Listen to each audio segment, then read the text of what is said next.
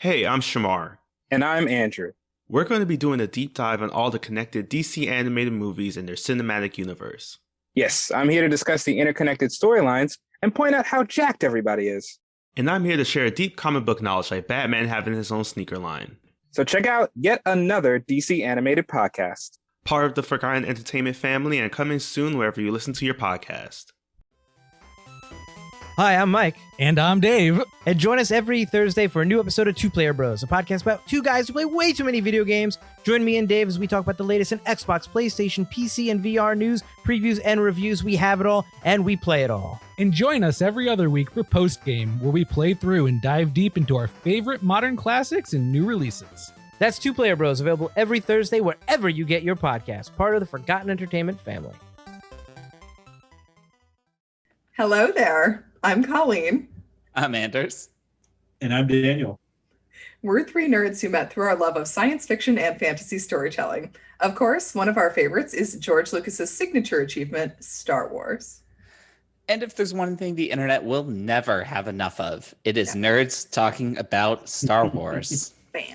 So we are here with yet another Star Wars podcast. Every week, we journey to a galaxy far, far away to discuss the films in the current Star Wars canon.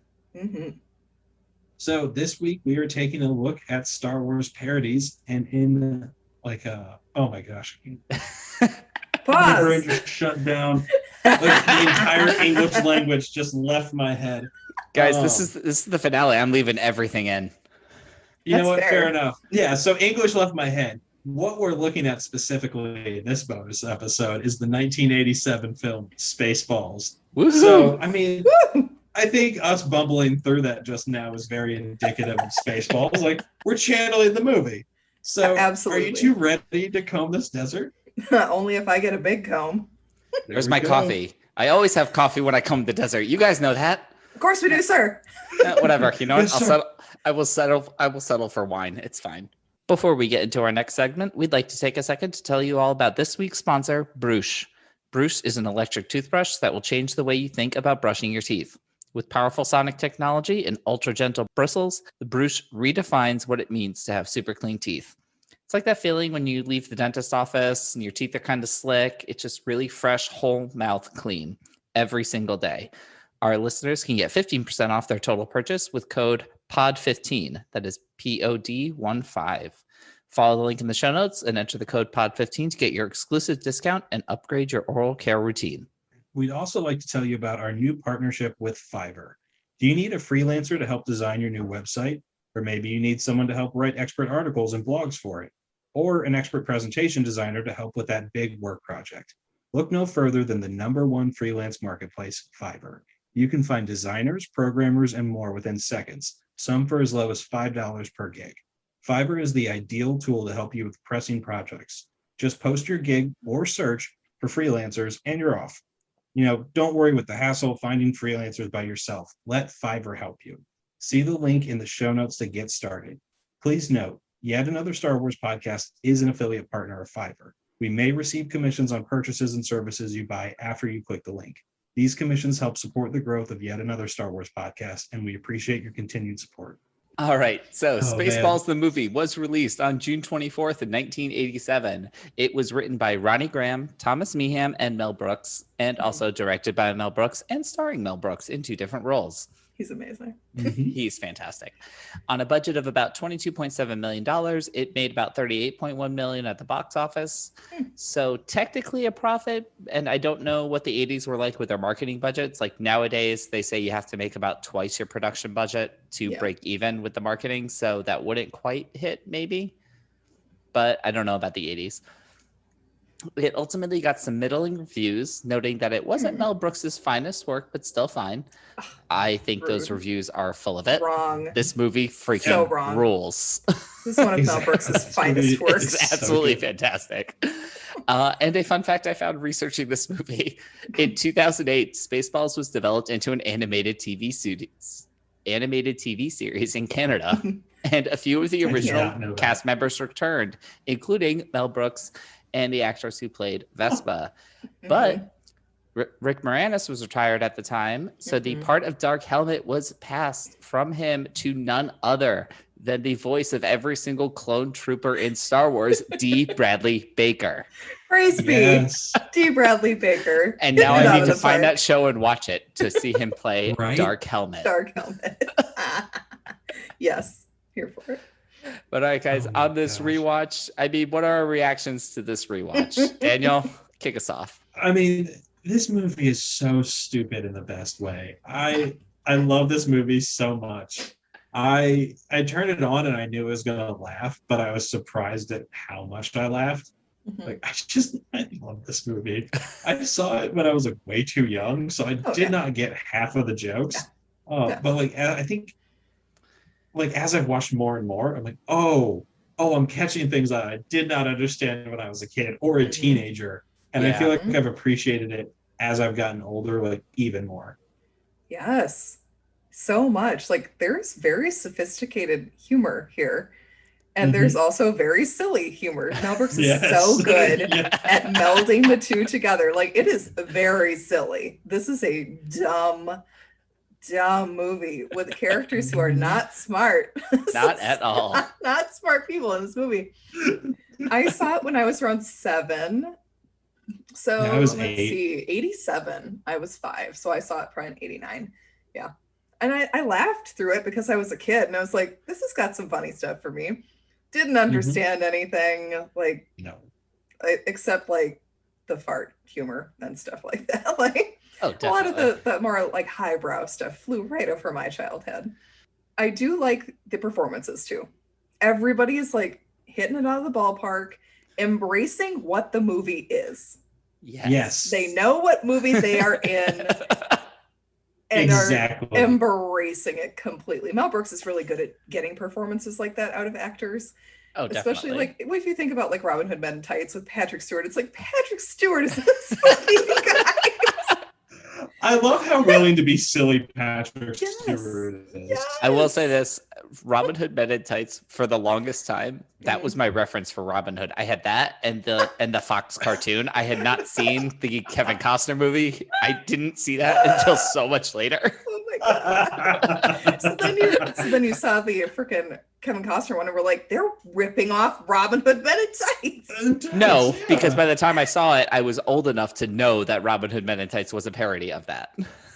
That is also fair. Oh man. Unlike other Robin Hoods, I can speak with an English accent. Carry Ellis, everyone. He should be in everything. Oh god, Also- guys, yet another Mel Brooks pod coming to a feed near you sometime soon. Yeah, you know what? Let's do it. I love all of his movies. They're fantastic. So good. Also, last note for me, the song is a banger. It really It is. is Yeah. amazing. I listened through the credits just so I could listen to the song. I was like, everything about this, I am embracing everything. It's true. The song, it reminds me kind of the Ghostbusters theme. Yes. Mhm. Very Yeah. 80s. Yeah. Yeah.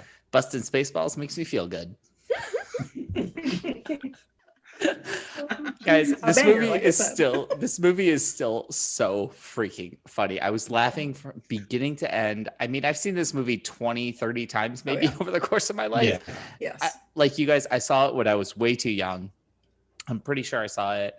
I must have been like 8, maybe 9, because I know I saw this, and within a year or two, I saw Austin Powers, and those were the 2 movies that basically taught me what parody is, hmm Yeah. like what the idea of ripping something off is, Yes. and everything about it is just phenomenal. I love the Winnebago. Yes. I love Pizza the Hut. Mhm. A Winnebago. Lone Star. Stop. I'm pretty sure actually if I'm remembering my life correctly, I remember being in 6th grade and we had to do some kind of project that involves us like designing a space society. And I definitely forced my group to make our currency space bucks. And it was because of this movie. Yes. $1 million. That's unfair. Other groups, I mean, Starbucks was like kind of blowing up at that point. So people were like making their Starbucks. I was like, no, these are going to be space bucks. Yeah. Obviously. Come on. Yeah. Now. Oh All my right. gosh. So we've kind of referenced it. I mean, in your guys' opinion, obviously this movie is however many years old. I can't do the math right now, but Yeah. how does it hold up? I mean, when we talked about Fanboys, we talked about a lot of stuff in that movie did not age well. No. And I don't know about this one. I think this one holds up pretty good. Daniel, what do you think? Oh yeah, I mean it's a testament to the comedy in this movie and to Mel Brooks that it's still so beloved. It's still quoted as much as it is today. Like we're 30 some years away from it. I don't know. I'm not doing the math. Nobody correct me. Yeah, our podcast skill does not include a math person. Yeah, and like I've been drinking. Like, don't ask much of me. Yeah, right Anders now. is usually good at math, but we're 34, not, I think we're at. Now that Lord. I think about it. I mean, 34. Okay, yeah, that sounds so- about right. Yeah. Yeah, so you're I older mean, than you me. get That's the easy comedies. way. So we get comedies from like the 80s and stuff, and you're like, oh, like some of this Yes. kind of sucks now, and you're like, oh, this is Mhm. kind of like weird or creepy, and no, like this movie had enough timeless gags that just like, oh, no wonder this is a classic. Yes. No wonder people still love this. Like, I will never not laugh at the opening when the ship just Keeps takes going. forever to come across. It's Oh my so God. funny. And then it's got the bumper sticker. Yeah, we break for no one. So good. Yeah, it's Oh my like, gosh. there's so much good stuff in this movie. I agree with you so much. Now that you mention 80s comedies, it's like you think back and you're like, oh, it was like a travesty shit show. I mean, some of them are nostalgic, so you're going to love them. Like John Hughes comedies, I love them, even as I watch them now. And I'm like, oh, no, why? Yeah. Why would you do that? Yeah. Why? This movie, I have like none of that. Like there were no super cringy moments, like nothing that made me sit back and be like, ooh, Mel Brooks, you really shouldn't have done that. There was Yeah. nothing. It was weird. Really- The moments that would normally have aged poorly, he was back then doing what I think a lot of comedies would do now, and you're making the fact that this is a tasteless joke the joke, Yes. right? Yeah. Like the virgin alarm. Yes. Like, yeah, look Very at how bumbling self-aware and dumb comedy. these people Yeah, are. very self-aware of what it's doing. Oh my Mhm. God. And being like, yeah, It's this set is to go stupid. off before you do. Yes. And Joan Rivers, just like fucking Joan voice Rivers work. is so good. Amazing. So perfect in that role. Okay, so Oh, I that love joke, it. that like virgin alarm thing went so over my head. Oh, I yeah. was a When you're Oh, a kid. kid, you definitely. don't know what that means. Yeah, and like now, like as an adult, like hearing all of that, I was hackling. Mm-hmm. Yes. Oh and it's my always gosh. just like, God damn it, Dot Matrix. They were just gonna Like, kiss. come on. Like they weren't gonna do anything else. You're all sitting there. Like, oh my God. Where's my droid of honor? Oh my god. I love this movie so much, you guys. I do love, because it's PG, was it PG or PG-13? One of the two. They had at least one allowed fuck for the movie, and they Mhm. used it in the perfect place and let Rick Moranis say it. And this is what we're all here for. My favorite bit, though, I have a magnet on my fridge, and it is a small comb, and on it says, "We ain't found shit." As a kid, I lost my damn mind every single time we yeah. watched that scene. Oh, yeah. I cackled because swearing is funny. Like swearing Yeah. is hysterical. Absolutely. And the guy, he nailed that line. I don't know if he has any other lines in the movie, but it was perfection. Love it. Yes. Perfect. Yeah, it's just everything about this movie it's still so good. I mean, from the beginning, if you could read this, you don't need glasses. I remember that. I do remember being young and watching it now.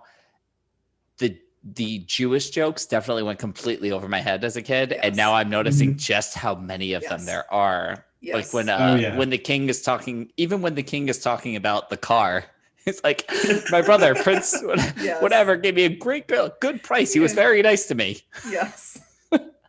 And that's totally Oh, Mel man. Brooks. Like, Oh these yeah, are- these are like really space Nazis. Like the one guy, the one Spaceball guy says something in German or something very close to German. Yo, Yes, and Dark Helmet looks at him just like, looks at him like, what?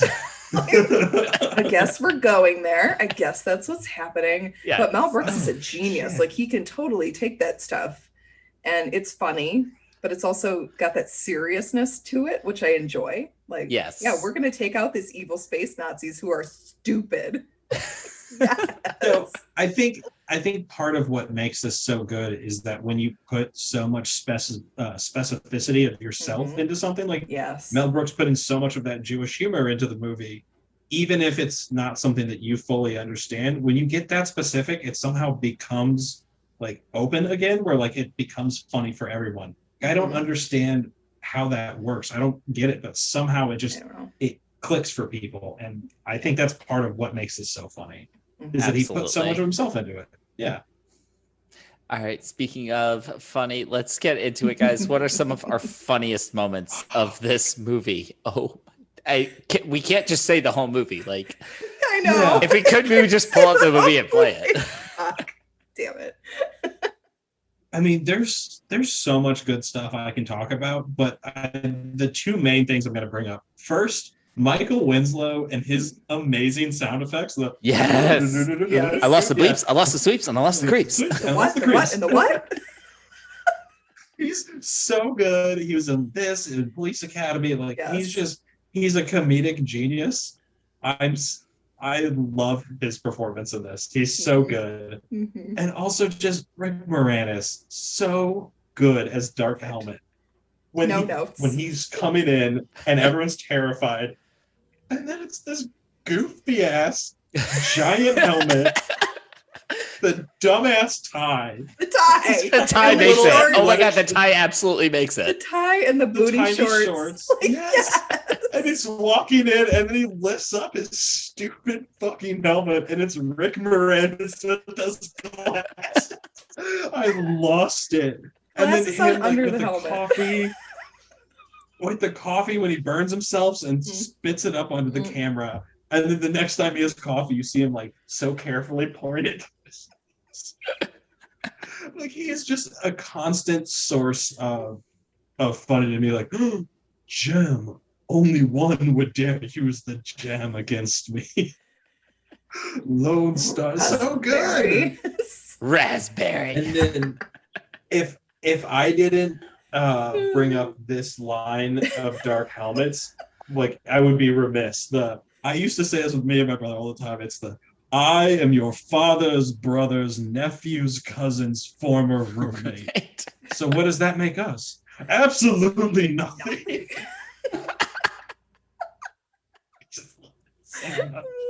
The delivery, fantastic. Oh God. Oh yeah. Yeah, it's just I mean, there's so much good stuff about this movie, but like Dark Helmet, and then one more line, and then I'm gonna pass this off. But Vespa's hey, I don't have to put up with this. I'm rich line got me this time in a way it never has before. Calling my Like, father. yeah, I'm calling my Big father. Draco Malfoy energy from Vespa. Exactly what we It needed, made me guys. laugh so A Druish hard. princess. Buddy, she doesn't look Druish. John Candy also. Oh, John. Oh god, John Candy. I Yeah. love him. He's one of my Oh, favorite comedic actors of all time. Oh my god. I love him so much. He's actually in my notes here. John Candy doing anything in this movie is amazing. Right? His deliveries are hysterical. He actually had to carry around like a 40 or 50-pound backpack because of the ears and the tail situation, because it was an animatronic Oh thing. snap. Oh, okay. So he was carrying around a huge ass backpack while he's trying to act in all this makeup with animatronic ears and an animatronic tail. Well done, sir. Also, the person who was in charge of the ears and the tail needed some sort of raise because the ears are perfect. Like, they perk up at the perfect time. His tail wags like naturally. It looks like it's a real tail. It really does. 80s. Yeah, they did really well with it. All right, I do have one question about John Candy in this movie. Yes. And I'm a mog. I didn't think of it while I was doing my rewatch, so I Mhm. don't actually have an answer. Oh my. But I remember there always being this like back and forth in my own head.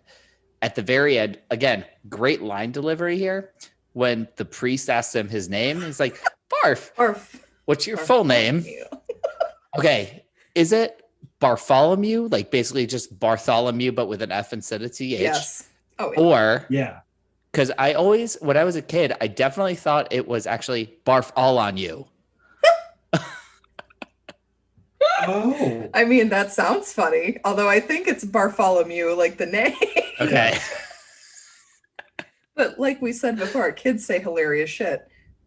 And I think that's Either way is a great. great play Yeah. on words for both of them. Barf. Not in here, mister. This is a Mercedes. That's my name, Barf. Such a good movie. Okay. My other favorite stuff, The Comb in the Desert. I will always laugh no matter what, every single time. Don't you think we're taking that order too literally? No, we told us to comb the desert. We're combing the desert. Dark Helmet's desert safari gear. Stop. Stop. I totally forgot that he. And the hinge, the opening when it's closed, it makes it look like a smiley face. Yes. Costume design in this movie is out of this world. I love it. I love this part. Oh, I don't know if any of us say this, but the match luggage. 1, 2, 3, 4, 5. This kind of combination idiot would have in his match luggage.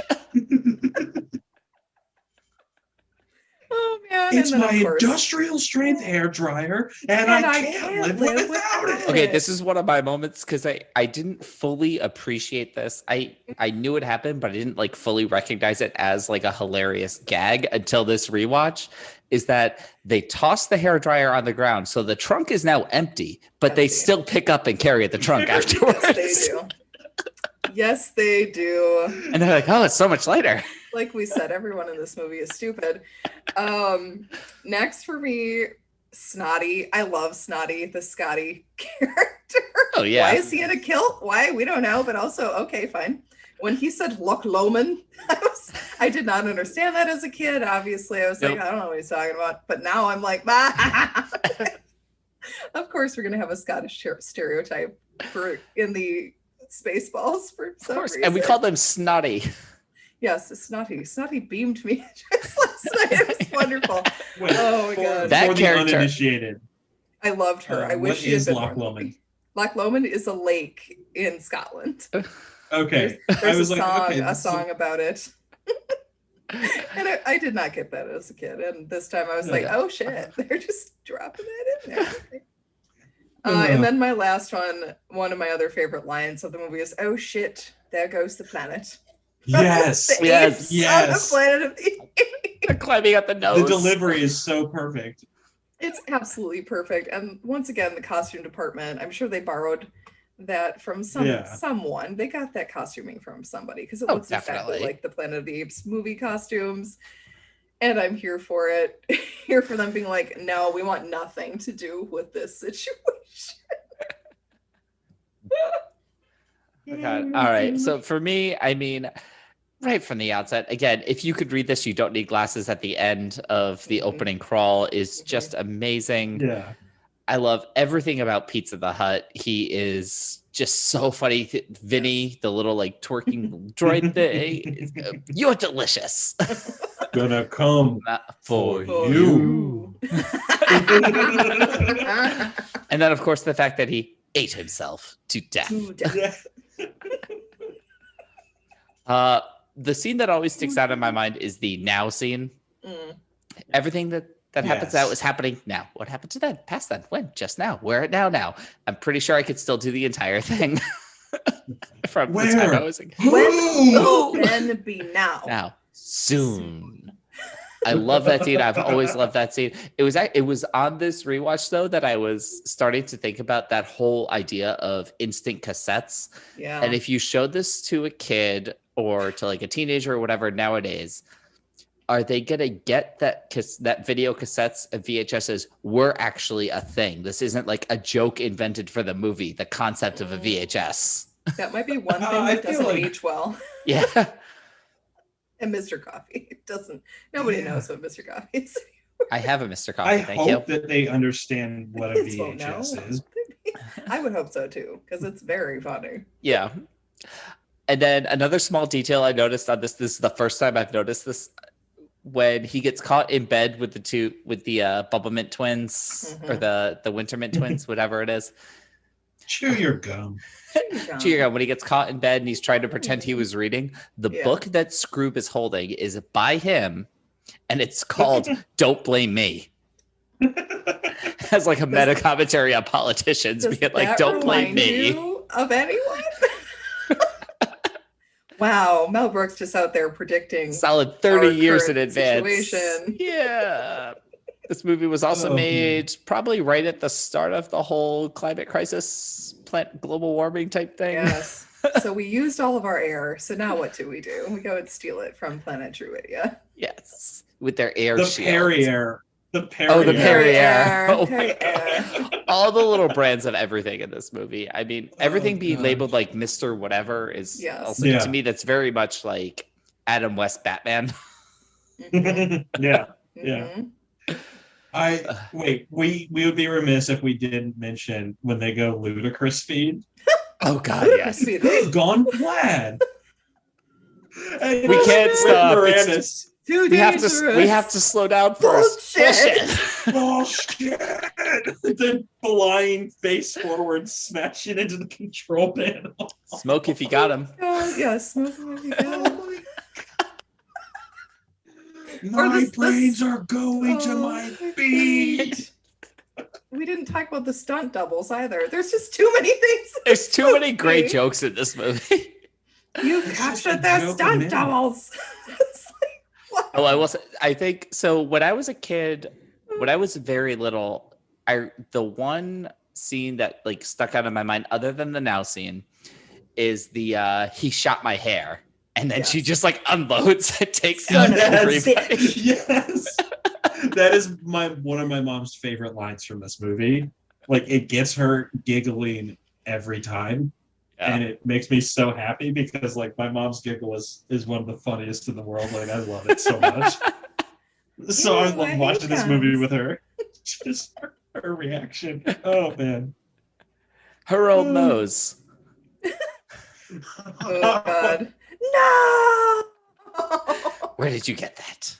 All right. I mean, we could pretty much probably quote this entire movie, but let's move on. Yeah. I mean, this movie is a parody of Star Wars in particular. So it is obviously referencing the movie. So let's go through a few of our particularly notable Easter eggs. And I mean, the entire movie is an Easter egg. Everything about it makes a reference to something in Star Wars or something else in pop culture. My personal favorites, though, I'm going to start with yogurt talking about merchandising. They put the picture's name on everything. Obviously, Star Wars was one of the biggest merchandising achievements ever. Kenner Toys, if you had just given George Lucas his $10,000 yearly installment, you would still have the rights. Whoopsies. For more information on that, check out what's it called? The Toys That Made Us, with the full details of that deal. It's on Netflix. So interesting. It really is. I actually did a little bit of searching to see what Spaceballs products you could actually find if I just typed it in on Google. You could find several products from this movie, including a can of Liquid Schwartz. But I still am waiting on a goddamn Spaceballs the flamethrower. I want one. Well, we will talk about that merchandising a little bit more in the future. Definitely. But I think one of my favorites, it's not actually a Star Wars Easter egg. It is an alien Easter egg. And that is in that diner when the alien busts out of the chest of the passenger. It is actually John Hurt, the actor that this happened to in the movie Alien. They got him to reprise the role. I don't know how they did that. I have no idea how they convinced him to do it, but they did. And that's why he's able to be like, not again. Not again. And of course, I saw this movie long before I saw Alien. Yeah. I did not. Thanks, Mom. So I had not seen Alien, so I had no frame of reference for this. They're just at a diner, and then all of a sudden this horrifying thing happens, and I'm a little kid not understanding. And I was horrified by it. It freaks me out still to this day. Like I know it's coming, and it still makes me uncomfortable. And I actually haven't seen Alien yet. Oh, I still have not damn. watched Alien. Dude, and Alien is part of it so good. Oh, I know it's so good. I've heard It's a Echo straight up talk about horror movie, but it's good. it. Part of Haunted it house, is, baby. yeah, part of it is I'm still so freaked out by that original, like, Oh, seeing it it's in worse. Spaceballs. It's worse. Yeah. Oh, So I'm it's like, 10 I times know worse. I don't want to see it. I just don't want it like that. It created a fear in me. Oh, Yeah. Oh, I hear you there. I love this. Everyone who's around John Hurt, like his crewmates, looks like one of the characters from Alien. Yes. Like they're dressed as characters from Alien, so it's fantastic. All they needed was a little orange kitty cat, but they also had the dance routine for the freaking xenomorph freaking chest burster with the "Hello, my baby." Hello, my And they even Oh just my have God. they even just have the side joke of what did he have? Oh, change my order to the soup. yeah. Oh, he had the special. And again, not necessarily a Star Wars Easter egg, but this rewatch is the first time I really noticed when we meet Lone Star in the Winnebago, a reference to Harrison Ford. Obviously, he's completely dressed like Indiana Jones. He's got the brown leather jacket and the fedora, and Yeah. looking Boots are looking very smooth, looking like slick. Bill Pullman, well cast. Very Oh, well. cast. 100%. He was like the third choice. Everybody For in this this movie. movie was like perfectly cast. I think you Mhm. might be able to find another actress to play Vespa. She's the only Maybe. one who I can't really think of like other stuff she's done to compare to. No, she hasn't done. Yeah. She hasn't done a ton, but But I she's mean, so she's good. perfect. She is perfect. Yeah, she's perfect in this movie. Don't get me wrong. But we could think about other people maybe that could. Yeah, Yeah. but I mean, no one but Mel Brooks could play Yogurt. No, Yeah. Oh my God. No. no, he's amazing. It's Yeah. fantastic. He's so good in that role. All right, for me, we have Planet of the Apes, of course, when the Mega Maid looks like the Statue of Liberty with her hand on the vacuum handle and her head. Fantastic. God damn it. Here come the Spaceballs. Blah. The movies in the background, the VHSs, Yes. are all Mel Brooks films, including some of our favorites like Blazing Saddles, Young Frankenstein. There's a bunch of them. I mean, Robin Hood Men in Tights is not there yet because it hasn't been made. But every single other VHS sitting there is one of his movies. At the diner, the Millennium Falcon is parked outside, Mm-hmm. which was a nice little kind of callback for George there, because George did like this movie. Like, he thought it was funny. Yes. And he was like, okay, yeah, this is cool. Although he wasn't keen on them doing any merchandising. Yes. So maybe For it. that's why I can't get a flamethrower because George Lucas was being a tightwad. Yeah, George So- is not going to have any of that. I did research this today. Mel Brooks reached out to George Lucas because he was kind of worried, like, is he going to be okay with me doing this? Mhm.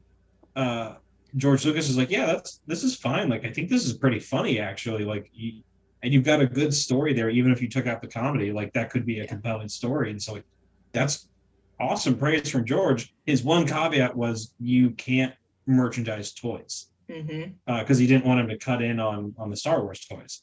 Because if you have some knockoff toys like that, that cuts into your market. And if So, they're cheaper.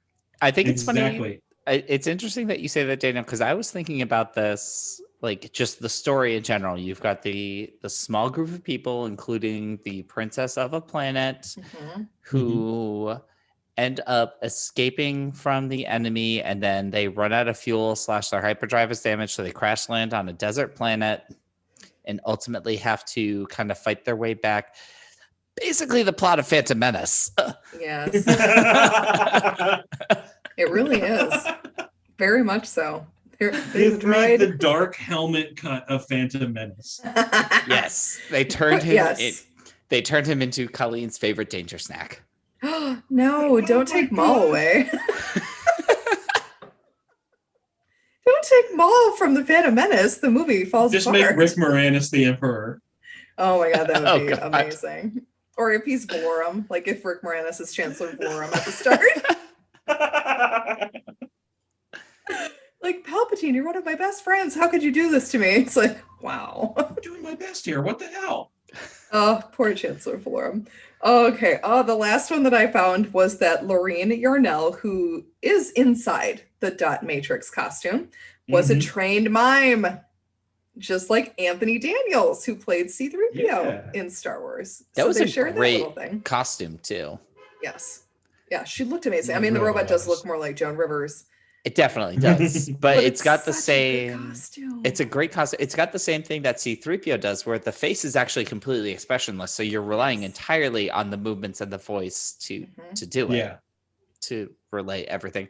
I love the fact that her full name is Dot Matrix, Yes. Yeah.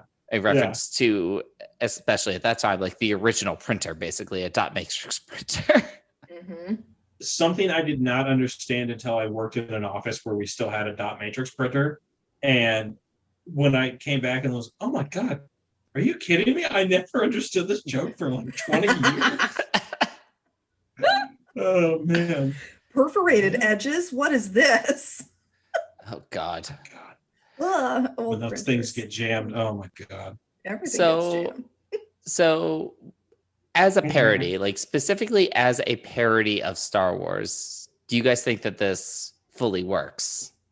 Hell yeah. I'm pretty sure we're in agreement. The answer is yes. Yes. Yeah, I mean, when you can get George Lucas himself to be like, this movie is very funny, like you won, you did it. Mhm. The guy who made up the main property you're skewering thinks it's funny, and then also agrees to have ILM like do post-production for the movie. Like you Yes. won. You Yeah, you won parody right there. Mhm. Yep. Yeah. I agree. Especially, and I mean, it had to have been good for George too. George is like Mel Brooks is Oh, making yeah. a parody of my Yeah. stuff. This Like, has to like, I feel like it was almost like a mark of success, right? It's Yeah. like, For George. it's like if you were in I'm just going to throw it out there as the 90s. I know it bleeds some on either direction, whatever. It's like, you've made it as a musician. If Weird Al is calling and being like, I want to parody your, Yeah. I want to parody your song. yes. Yep. Exactly. Like it's a mark of honor. Yeah. Mhm. I think Mel Brooks just really knows how to skewer a genre. So his Mhm. parodies are always excellent. This holds up really well against the other Star Wars parodies that we get. I think it's probably the best one. Definitely. And there are a lot of really good Star Wars parodies out there. But this is like the A game. This is Mel Brooks Oh yeah. has brought the level that you all need to try and reach now, which is nearly impossible to do, but they do try it. I do also love that this movie has the best president in the galaxy. Not Scrooge. Da-da-da. Not Scrooge. Oh my, no. It has President Whitmore. All hail Bill Pullman. All hail Oh. Bill Pullman, the best yeah. fictional president ever. He has now officially saved 2 planets. Two. 2. Pew, pew, pew, pew. President Whitmore for life. Yeah, I agree. I'm curious what you guys are thinking. Mm. How do you feel about the prospect of Spaceballs, the sequel, The Search for More Money? Oh man, I would be cautiously optimistic about it. Like, can we get Vespa as like the older Leia with Lone Star being the older Han? They're trying to raise like their unruly kids. And then the Spaceballs somehow return. Somehow they've returned. Yes. For revenge. Oh my god, yeah. I could totally see that happening. Although they would really need to get Rick Moranis out of retirement from acting. Very true. I was actually wondering about that. I'd been wondering about that for a little while, ever since I knew we were really going to rewatch this movie. I was like kind of wondering what happened to Rick Moranis, because I mean, he was on a career high Yeah. at the last. Yeah. I know. Amazing. It is a little bit tragic. Mhm. Unfortunately, his wife passed away from cancer in the early 90s. Mhm. He did keep acting for a few years after that. But then he ultimately decided to take a break, stay home, be a single stay-at-home dad for his kids. 100% understandable, and Yeah. good for him for being in a financial position to be able to do it. Absolutely. He did some voice work throughout the 2000s, sparingly. And when it came time to kind of like actually come back, he was just like, you know what? I don't miss it. And I don't have to. So I'm not gonna. Good for him. And good for Yeah. him. Yo, respect for making that decision. Mhm. Mhm. He is, however, currently slated to come back in the reboot sequel to Honey, I Shrunk the Kids, tentatively titled Shrunk, where Josh Gad is playing his son, Nick. Yes. as an Here for adult. it. Yes. And I feel like this isn't confirmed and I didn't see anything on it, but I feel like I saw something about it that he is somehow involved in, I think they're remaking Little Shop of Horrors. Oh, I think he might be involved in that that would be amazing. in some too. capacity. I could be wrong about that. Don't quote me. Correct me. Whatever. That would be but sweet if he did that. That would be really sweet if he was involved in that. In terms of Spaceballs, the sequels, just give it to me now. I mean, we live in the age of IP. Mine everything. They made 5 scary movies, and you can't make a second Spaceballs. They made 3 Austin Powers movies, 2 of which were good. Let's go. Give it to me now. Mm-hmm. So I'm going to be the kind of curmudgeon on this one and say, I don't think I really want it anymore because like Mel Brooks is 94. Mm-hmm. And I don't think he's going to have the energy or the desire to be involved. And if he's not involved, I don't really know how much I want that. That's you could probably find someone who has like some of the same sensibilities, but without Mel Brooks there, like it will have a different feel. And I think it might not be able to capture everything that Mel could bring to the table. Plus, That's true. Unfortunately, with Joan Rivers having passed and John Candy having passed, you've got some major components missing. Yes. You would have to find someone who just really understood Mel Brooks's sense of humor and sensibility on like a deep level. Now, I don't Maybe know. His son could do it. I was going to say, I don't know Brooks. if how prolific his son is in Hollywood, but I feel like he might be able to. I'm pretty sure I've seen. Now I can't remember if it was his son the or zombie stuff. I can't remember if it was his son or actually one of his grandsons. I remember seeing them in like a little PSA that they produced, him and Mel Brooks, during COVID.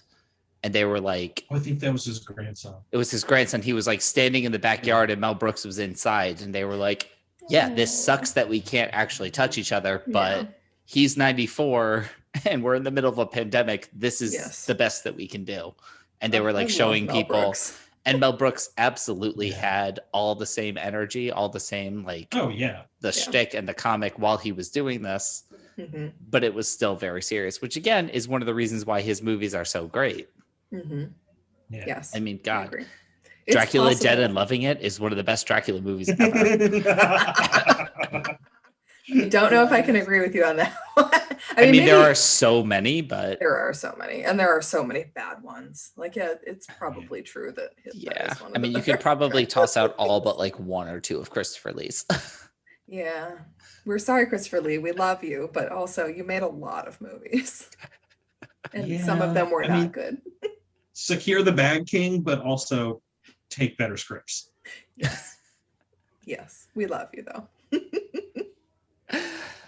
All right, guys, I think that is going to wrap up our main discussion on Spaceballs. But before we head out today, guys, so this is the last episode for a little while of yet another Star Wars podcast. When we planned this out, we knew we were going to go through all of the movies in the Star Wars canon, plus our bonus episodes. Mm-hmm. We have to have some conversations, decide where we want to take the podcast next.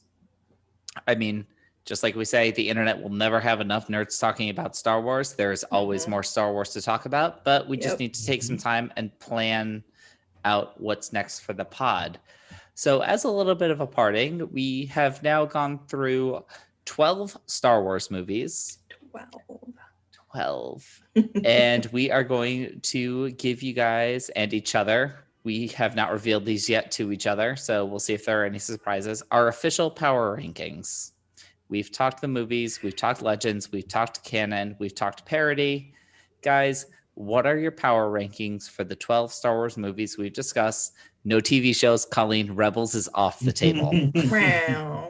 Fine. Who wants to go first? I'll jump in first. So Empire is at my number 1. It has never fallen off that ranking.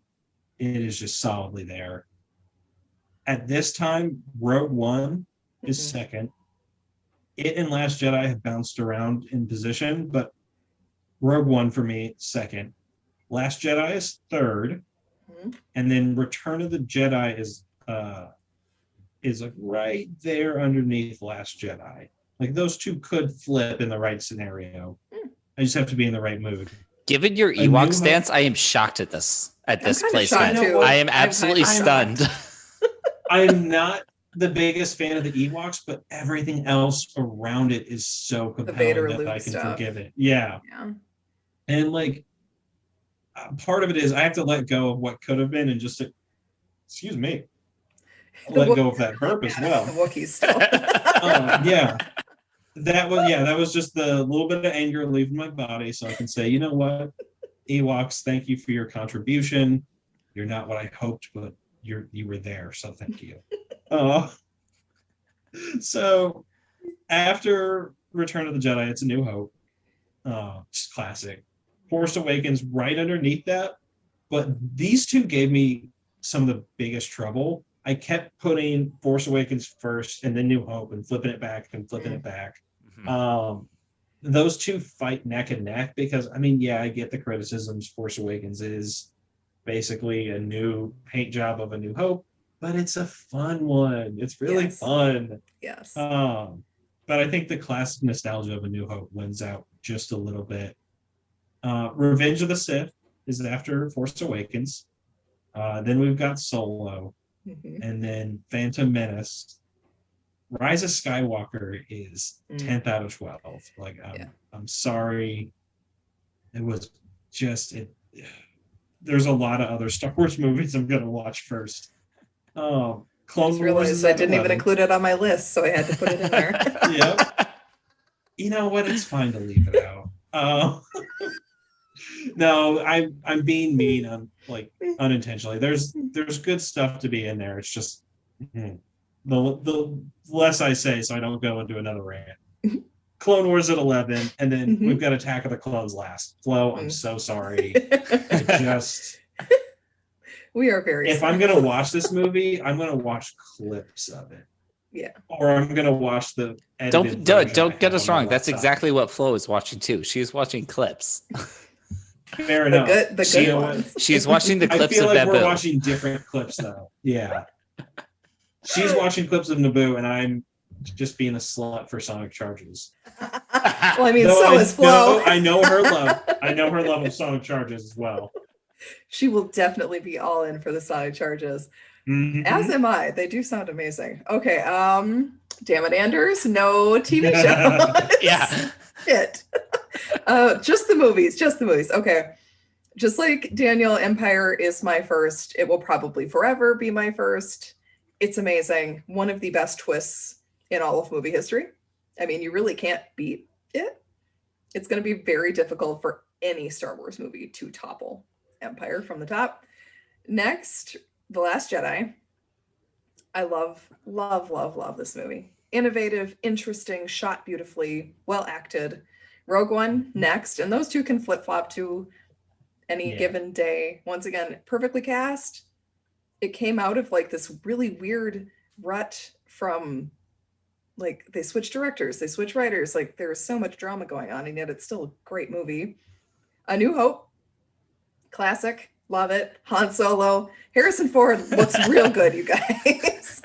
Another reason that A New Hope will always be. So does Carrie Fisher. List. Carrie Fisher does. Everyone looks so good in this movie. Like they all look fantastic, and even Alec Guinness is like killing it as Obi-Wan in this movie. Number 5 for me really surprised me. I put Solo here. Interesting. I respect that. Respect the choice. I'm curious, like, what your thought process was as to when you were making the list. Like, what was the thought process?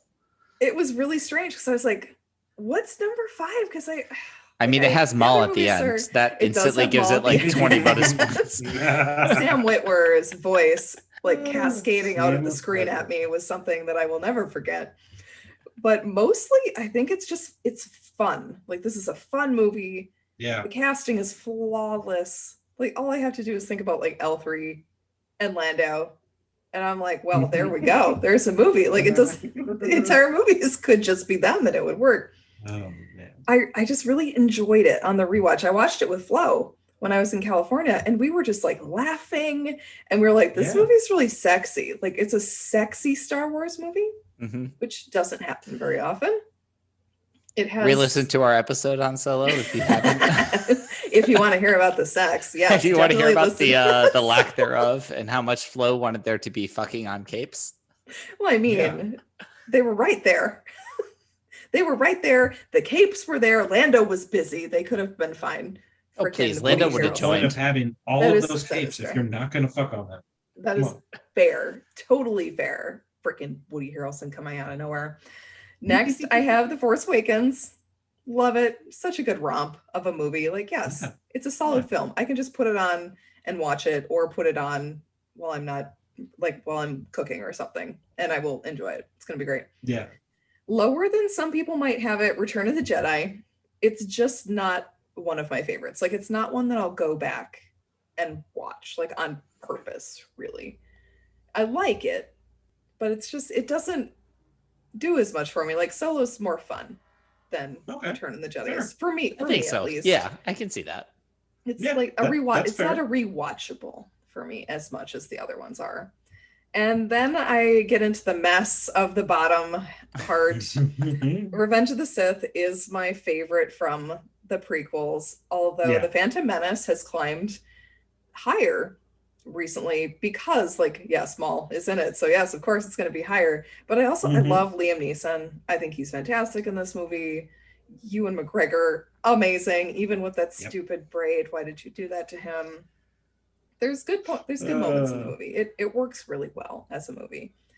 Next, we have Rise of Skywalker. It just keeps falling. Every time I watch it, I'm just like, Mhm. I like parts of it, but I don't Yeah. like enough of the parts to want to rewatch it again and again. Mhm. Attack of the Clones is next. I'm also sorry, Flo. Parts of this movie are very good. And then last, Clone Wars. I cannot I mean, it is. most of this movie. we said it in the episode. It is hard to place it on the same standard Yes. as the rest of these, Yes. but I decided Really to throw it difficult. in there for consideration to Oh, see yeah, where it landed in definitely. y'all's rankings. I like it, but once again, I'm not going to go out of my way to rewatch it. Even when I do a rewatch of the Clone Wars, the series, I do not watch the movie. If Attack of the Clones wanted to be above Clone Wars, it should have included Asajj Ventress, but it didn't. So they made that mistake, and that's why it's bottom How for me. amazing would that arena have been if Ventress Ooh. was around? Oh, Yes, amazing. the Yes, fact For that any she's of you not guys, going for on any of you live guys who action. are, so you guys are all listening to this, you can't actually see it. Daniel just did the most diva, like look to the Oh. side hair flip thing, like. Mm. ugh. Yeah, Ventress, yeah. give it to us. I mean, come on. She's George my Lucas girl is for a afraid of reason. sex, so of course Ventress is not going to be in this movie. Yeah, they didn't want to have a hot, bald alien woman flirt with Obi-Wan in the most sensual, sexy way. It would have been fantastic. Could have been the best damn movie in the Mm. world. Yep. Ugh. Fuck. All right. That's So for it. me, like you guys, the top of my rankings very much resemble most of you guys, I think. Top one, Empire Strikes Back. It is Mhm. not only one of the best, it is not only the best Star Wars movie, it's one of the best movies ever Yes. made. It is so Yes. well It's damn made. good. It is so Yes. well executed. Everything about it works. It is one of two, maybe three movies I could think of that the second installment is the best in a trilogy, Yeah. which is very hard to do. Yeah. Mhm. Second for me, and I think this rewatch actually solidified by 2 and 3. Second, I have Rogue One, and third, I have Oh, Last yeah. Jedi. They are very close, but my issues with the whole stretching out the premise of the chase, as I think what just Mhm. drops Last Jedi below Rogue One very, very Fair briefly. enough. Mhm. And again, on this rewatch, I thought Rogue One was edited so freaking well, especially with all the reshoots and the behind the scenes things. It was edited Exactly. together so fucking well. Mhm. Number 4, I have A New Hope. It's the one that started it all. I mean, it is so fun. It is so well done. Then Return of the Jedi, Mhm. Force Awakens. Then comes Phantom Menace. I maintain this is the most underrated Star Wars movie. It is the one that usually ends up at the bottom of people's lists. And I'm like, no, it is a lot better than you remember. It is. Yeah. Jar Jar really is not that serious. freaking bad. I'm not saying he's good, but he's not that bad. Yeah, he's all right. I'm not sure I'm ready to go that far yet, but understand what you're saying. All right. Then for me, I was surprised at the order of my bottom here. I mean, then I put Solo. Again, this is only the second time I've seen it, but it did very much climb the ranks on this rewatch. Mhm. I still think it should have been 3 movies, and there's That's way fair. too much going on There's a for a lot single going on. movie, but okay. Mhm. Then comes the Clone Wars movie, Mhm. then Attack of the Clones, Rise of Skywalker, and at the bottom, I will put the 2 Ewok movies and the holiday special before Revenge of the Sith. I understand that your opinion Wild is flawed shit. on this, but the fact that you have like the Clone Wars movie above this, you have Yes. Attack of the Clone, you have Rise of Skywalker above this. So I mean, here's like, where my thoughts are everyone's on each entitled of to their those. wrong Here's where my opinion. thoughts are on each of those. The Clone Wars movie, again, it's very hard to place it in the list of anything because it is very much a separate entity, but it was still so Yeah. much fun to go back. And Yeah. maybe I have a little bit of bias just knowing where it's going, like with Mhm. all of the knowledge of the series. It's better with having seen the series. Yeah. Yeah. I was surprised that Attack of the Clones fell as much as it did in my rankings on this rewatch. I still consider myself kind of a defender of this movie, but I think that it's mostly the third act that I think it elevates it so much. Like on this rewatch, I noticed so many more flaws in the front part. And then Rise of Skywalker, I didn't think it was going to be high in my rankings by any means, but I thought it might be a little higher than second to last because plenty of problems. We talked about them for almost 2.5 hours. Yeah, for almost 2.5 hours, cut down to just under 2. But it is still fun while it's being a hot mess. Like I could throw that on and Visually just kind of appealing. like I could kind of zone out and just enjoy the romp as we're going. Yeah. Mhm. But when I'm thinking about it, it is absolutely towards the bottom. Yeah. It is second from the bottom. And yeah, no, Revenge of the Sith is solidly in last place. And I am currently doing the whole like change my mind meme. I will not try because I have heard the rant. And it is I'm a just solid gonna rant. nod. It is a very solid rant. Yeah. I'm just going to nod and say, you know what? Everyone is entitled to be where they are in life. And we all make choices. Are they necessarily good or bad? That's for us to determine. Justice for And we Boga. just That's live all with what we need. do. So Well, all right, y'all. As always, we will end today with recommendations. And I am going to start us off with a couple of other Star Wars parodies that I think are worth checking out. Number 1, you guys know me. I love me some Lego Star Wars. Check out Droid Tales, where they pretty much go over the events of the first 6 movies in Lego animated form with C-3PO as your narrator. If you've ever wanted to see Jar Jar Binks shot into space multiple times, do it. This is for you. yeah. And then I have to also definitely give a recommendation to the Family Guy Star Wars specials. Another one that actually did it extremely well. They, in about 40 minutes, they really do a great job of covering all of the content of all 3 of the original trilogy movies. And then I've also got to shout out, this came out as a short on Disney Plus. I think it was on Star Wars Day this year. So just about a month and a half ago or so. If you haven't watched out The Simpsons, The Force Awakens from its nap, it is amazing. What? It involves Maggie Simpson in a like Star Wars daycare. I instantly thought of Colleen because her like nemesis baby is Maul. I'm sorry. What? The baby Check with one this out eyebrow. on Disney Plus. Go on Disney Plus and find The Force Awakens from its nap. It's Why amazing. did It's I really not cute. know about this? It's really cute. It's really good. And if you guys are complete computer nerds, I will try and find the command and put it in the show notes. Not necessarily a parody, but if you're ever just sitting at your computer and you don't know what to find, look up Star Wars ASCii-Art and put it into your command line module. And in like the black like command line window that pops up sometimes on your screen, it will do an animation playing out the events of A New Hope.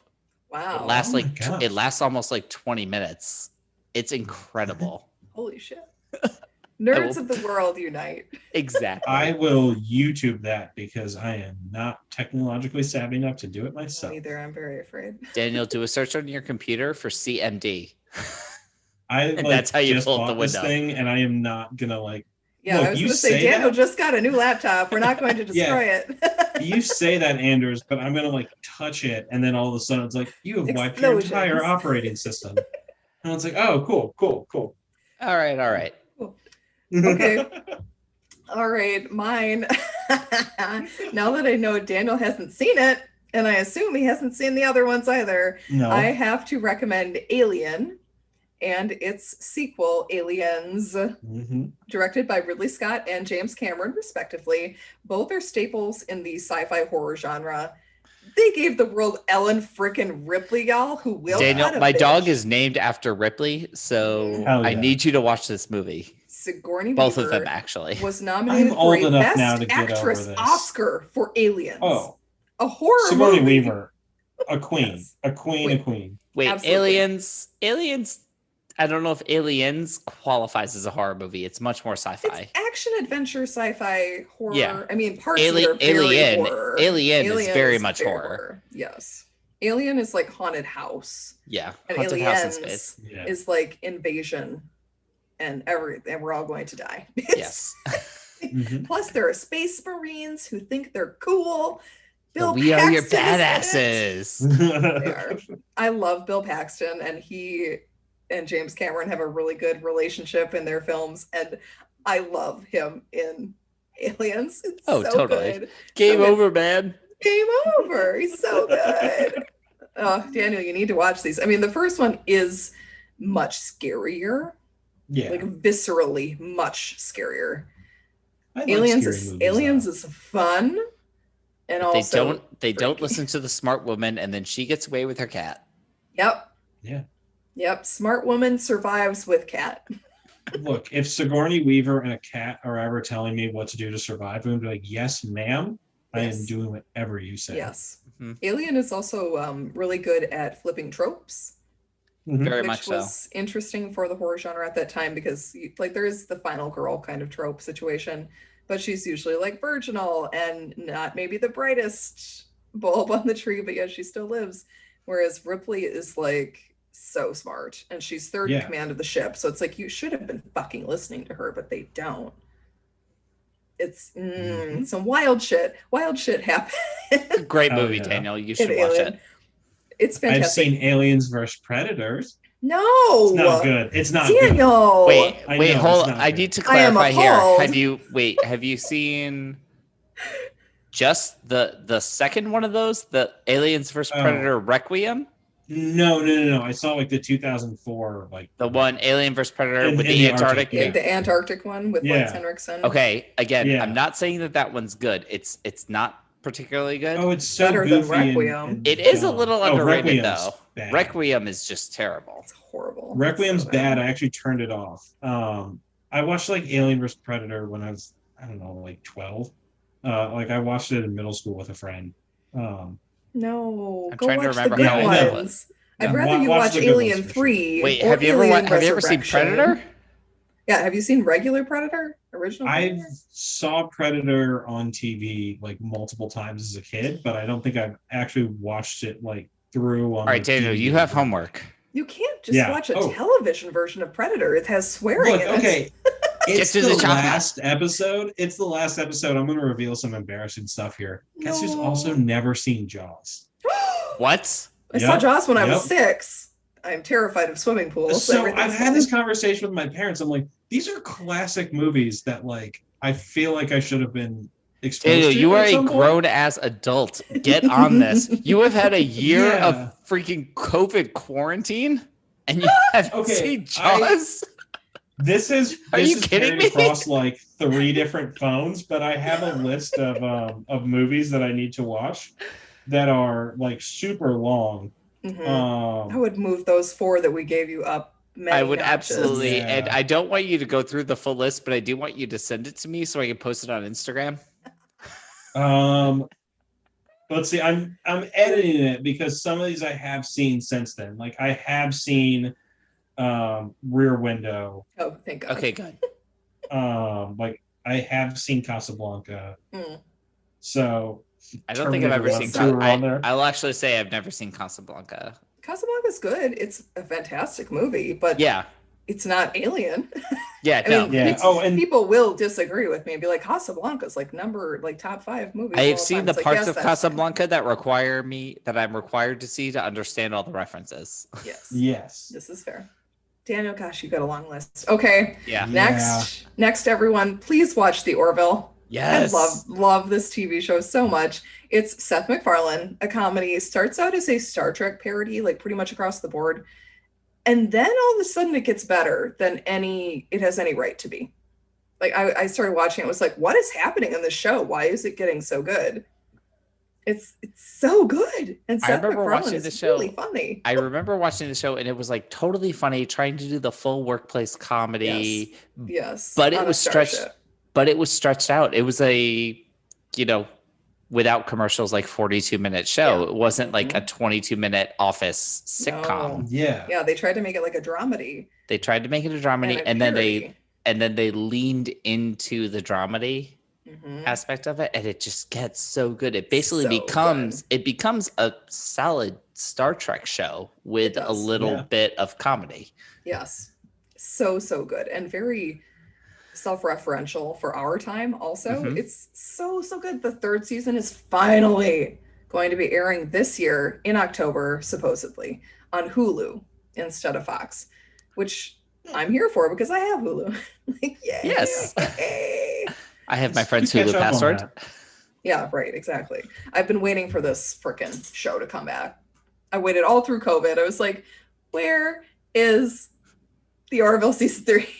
Yeah. And now we're finally going to get it. And Very it's another excited. one of those shows.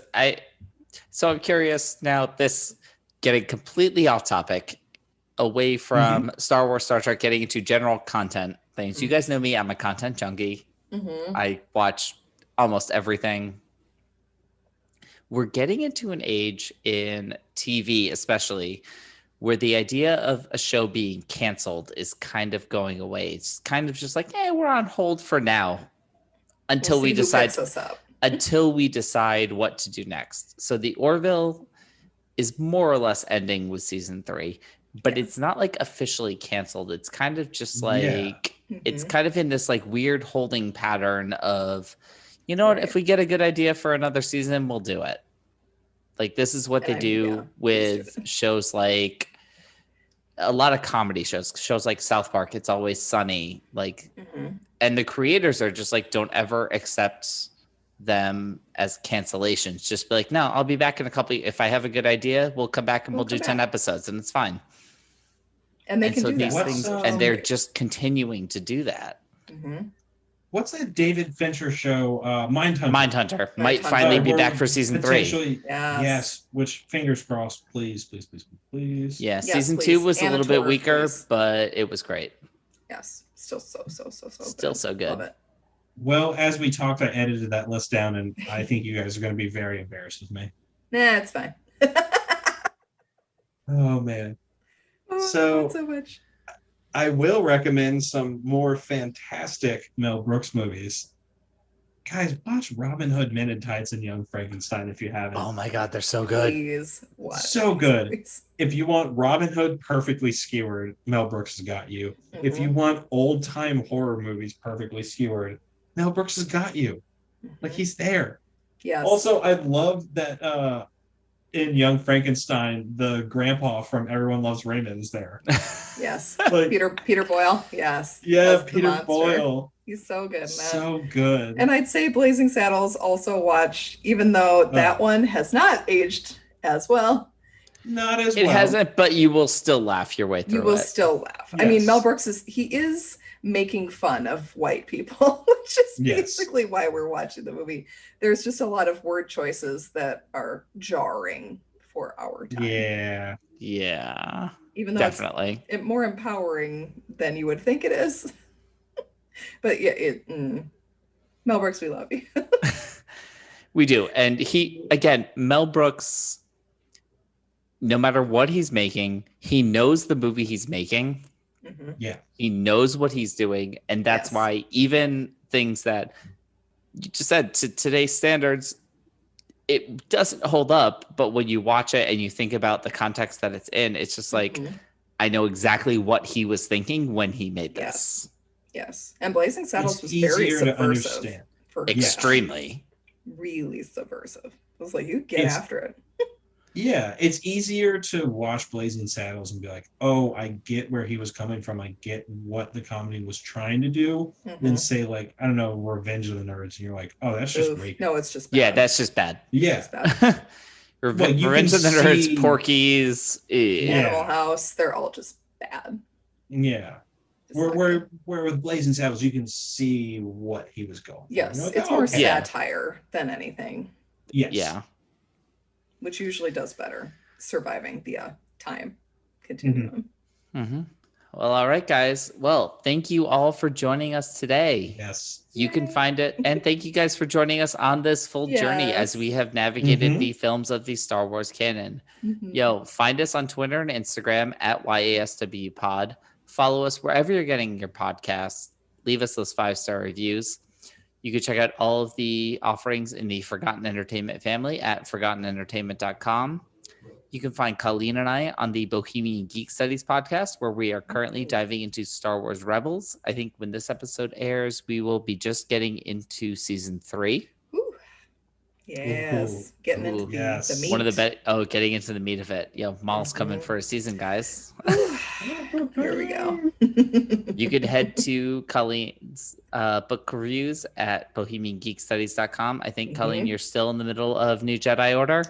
Yes, we had to take a break with posting reviews. I have them written. We just have been so busy. We will get them all on the website eventually. Yes.